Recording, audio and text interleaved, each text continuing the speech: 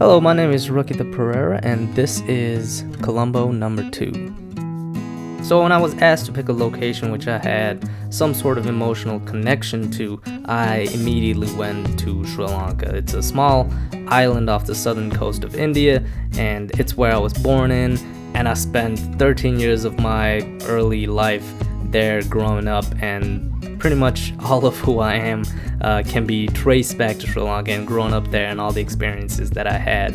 It's a very vibrant place. There's a ton of things happening. There's culture, there's history, there's color, there's a lot of things to absorb in Sri Lanka, especially if you're a young kid growing up.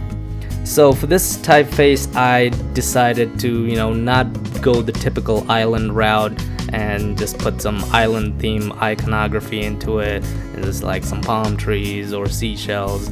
But instead I decided to look into the culture, look into the language of Sri Lanka. There's 3 main languages in Sri Lanka: Sinhala, Tamil, and English. So for this typeface, I decided to single out Sinhala, which is the language that I'm familiar with, the language that I speak with my family and friends, and I decided to look into the script, the alphabet of it, and there I found very distinct features. Especially the Sinhala alphabet consists mostly of very curved, very round letters, and there's almost no straight lines in it. So from there, I immediately decided to grab those elements, bring some of those, the rounds, the curves, the curly elements into this font and incorporate it to marry the Sinhala script with English. My main goal was to make it legible as English, so you could read it at first glance and not have too much trouble with it, but at the same time it still has that essence of Sinhala built into it, using the roundness, the curves, and the curls of the Sinhala alphabet.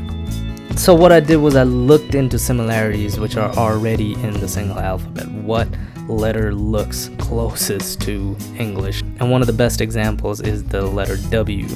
It's pulling directly from one of the Sinhala letters, and it was a no-brainer. It was just right there, ready to be converted into a W. So things like that is what I used to create this font and pull those elements to make sure that it still has that English legibility, but has those elements from Sinhala.